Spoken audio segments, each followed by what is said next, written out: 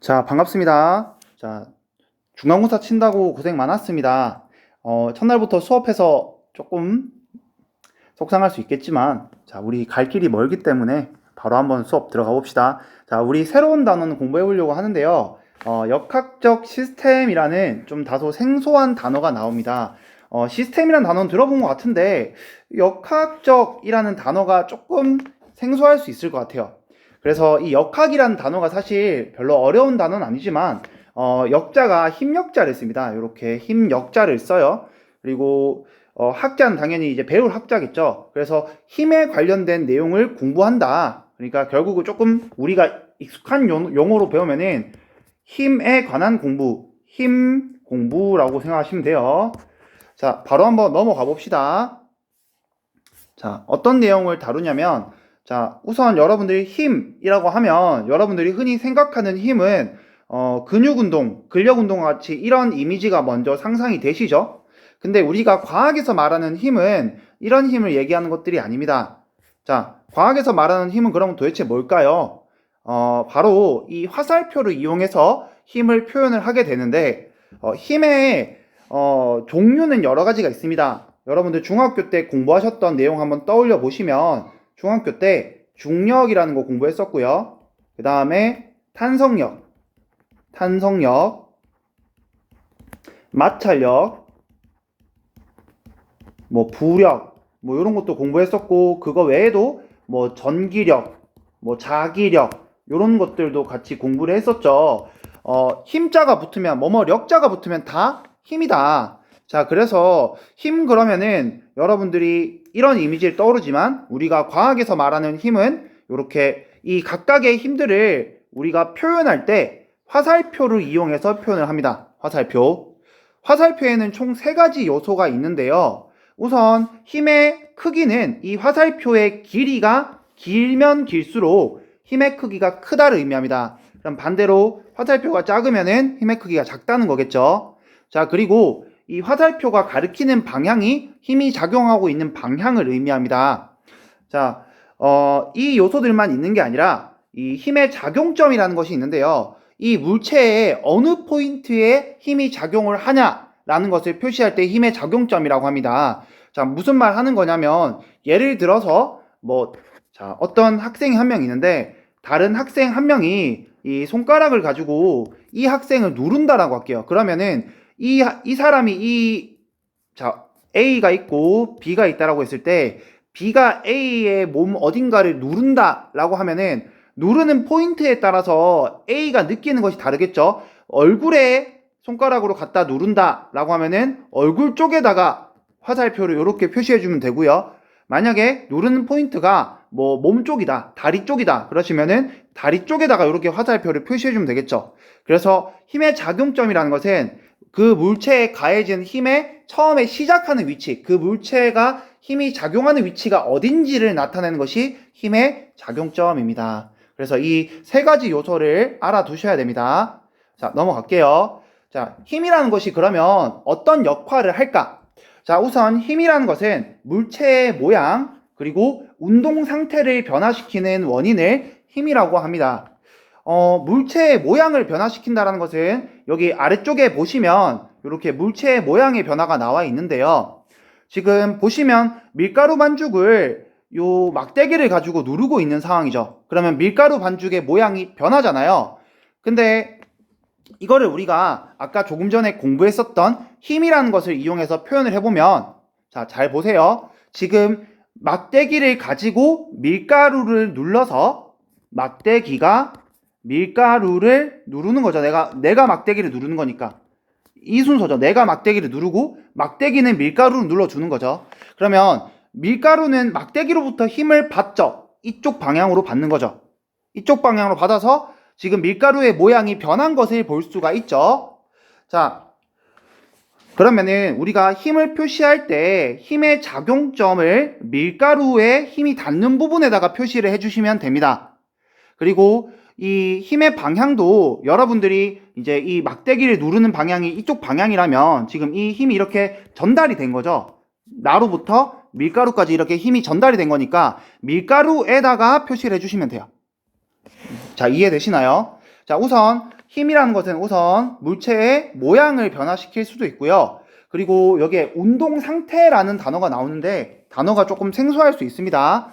자, 옆에 이 그림을 통해서 한번 이해해 볼게요. 자, 구급차가 처음에 이 정지 상태에 있었어요. 근데 긴급한 전화를 받고 구급차가 빠르게 가속 운동을 해서 달려가는 상황이라고 한다면은 처음에 속도가 0이었던, 즉 정지해 있던 앰뷸런스가 어떤 특정한 속도를 갖고 운동을 하는 상황으로 바뀐 거죠. 정지 상태에서 운동하는 상태로 변한 겁니다. 그래서 운동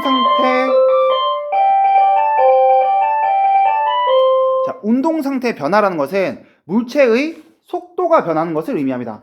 물체의 속도가 변하는 것. 그러면 속도가 변하는 것은 두 가지가 있겠죠. 속도가 빨라지는 것과 느려지는 것이 있겠죠. 속도가 빨라지는 것, 느려지는 것.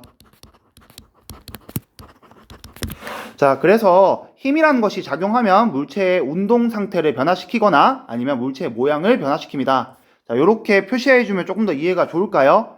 자, 자동차 엔진에 의해서 앞으로 구급차를 나아가게 하는 힘이 발생을 하고 힘이라는 것이 있으면 물체의 운동 상태가 변하니까 속도가 빨라진다.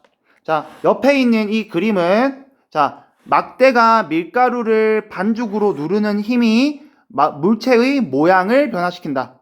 밀가루는 정지 상태에 있는데 힘이 작용하면은 모양이 변할 수도 있고 운동 상태가 변할 수도 있고 아니면 둘 다 변할 수도 있습니다. 물체가 부서지면서 앞으로 나아갈 수도 있는 거잖아요. 자, 그래서 힘이라는 것은 이런 것이고 힘을 우리가 표시할 때는 이렇게 화살표를 이용해서 표현을 한다. 선생님이 강조하는 거는 힘의 작용점을 많이 강조를 합니다. 작용점 표시하는 것이 중요해요. 자, 그리고 힘의 크기는 우리가 뉴턴 단위를 사용을 합니다. 자, 넘어가겠습니다. 자, 그러면 우리가 이 단원에서 가장 공부해야 될 중요한 힘인 중력에 대해서 한번 알아볼게요.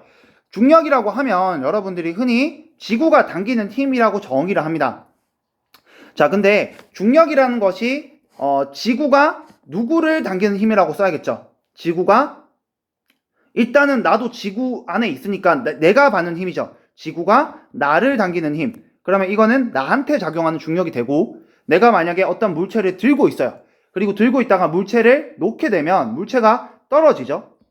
그러면은 이때 이 작용하는 힘은 지구가 물체에 작용하는 힘이 되는 거죠. 지구가 물체에 작용하는 힘.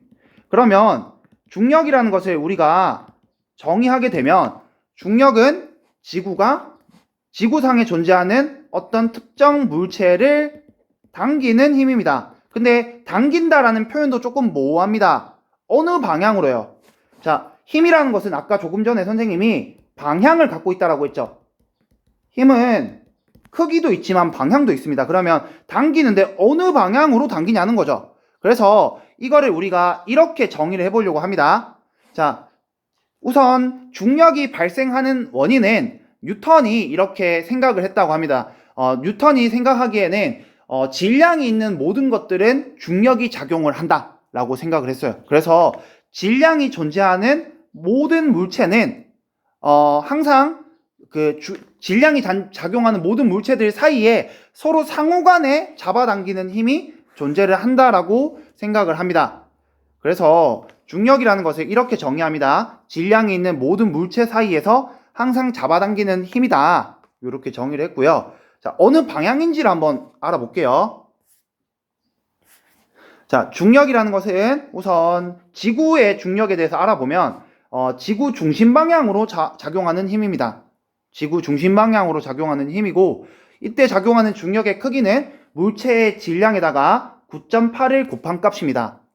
그래서 여기 오른쪽에 있는 그림을 보시면 오른쪽 하단에 2kg짜리 물체에 작용하는 중력의 화살표로 지금 나타내었는데 이 화살표의 크기는 질량 2에다가 9.8을 곱한 값이고요. 아까 힘의 단위를 뉴턴을 사용한다라고 했으니까 19.6 뉴턴 이렇게 쓰면 되겠죠. 자, 오른쪽에 보시면 질량이 더 큰 물체는 더 큰 중력이 작용을 합니다. 그럼 더 큰 힘이 작용하는 것을 화살표의 길이를 더 길게 그리시면 되고요. 10배 더 큰 힘이 작용을 하니까 196 뉴턴이 작용을 하는 거죠.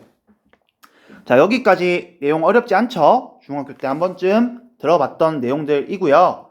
자, 그러면 우리가 이 단원의 제목에 대해서 한번 볼게. 역학적 시스템. 쉽게 생각하면 역학이라는 것이 아까 힘 역자라고 했으니까요. 힘에 관련된 모든 것들입니다. 시스템이라는 것이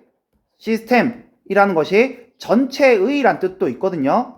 전체의 혹은 뭐 체계 이런 뜻이 있습니다. 그래서 힘이 작용하는 모든 체계, 전체.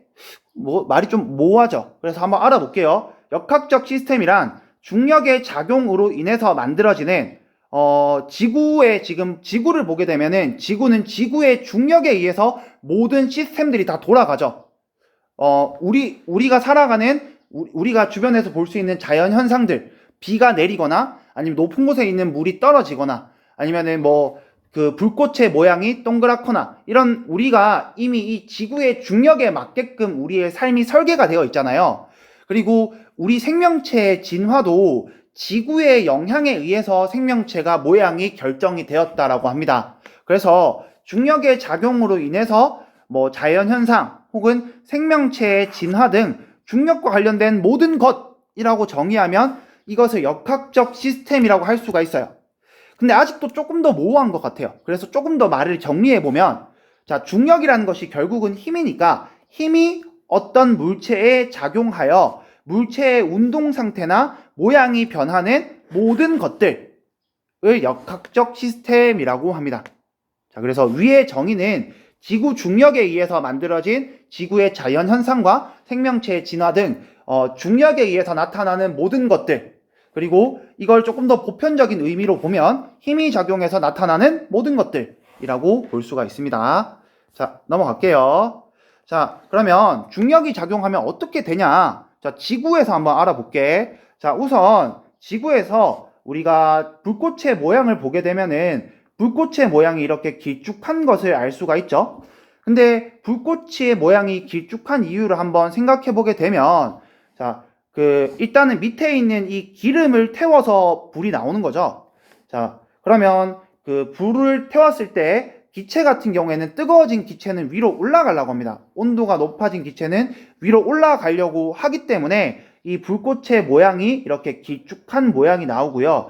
만약에 무중력 상태에서 내가 불꽃을 피울 수 있게끔 산소가 있고 양초가 있다라고 하면은 가벼운 기체가 위로 올라갈 수가 없는 거죠.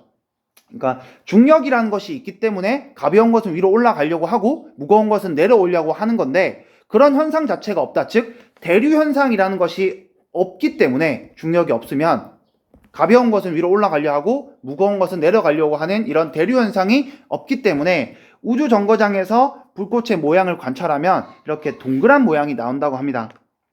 자, 그리고 오른쪽에 보시면 우리 인체도 우주 환경에서 살아가기가 좀 어렵습니다. 같이 볼게요. 인간은 중력이 존재하는 지구에 적응한 신체 구조를 갖고 있는데요. 무중력 상태가 오랫동안 지속되면 인체에 다양한 변화가 생긴답니다.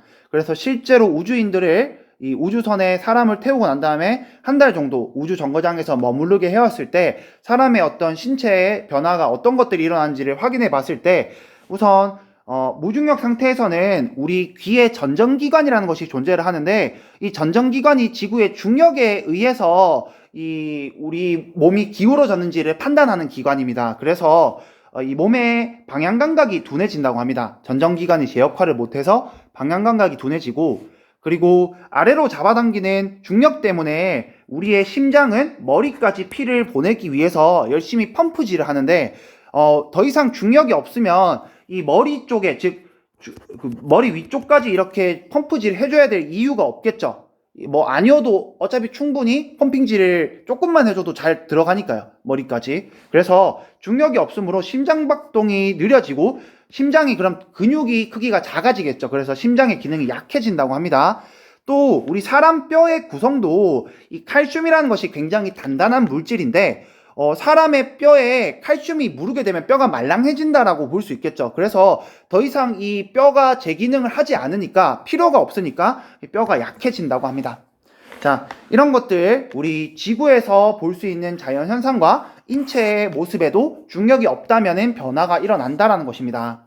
자, 그래서 요거는 조금 전에 설명을 했고요.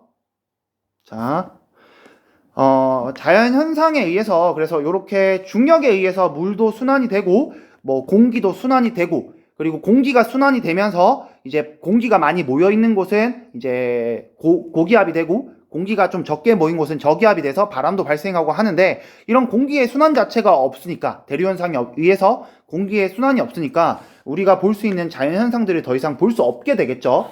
자, 그리고 자, 왜 안 넘어갈까? 자, 그 다음에 식물도 보게 되면은 식물의 벽에는 세포벽이라는 것이 있어서 세포의 그 식물의 줄기에 양쪽에 이렇게 세포벽이 이렇게 들어가잖아요.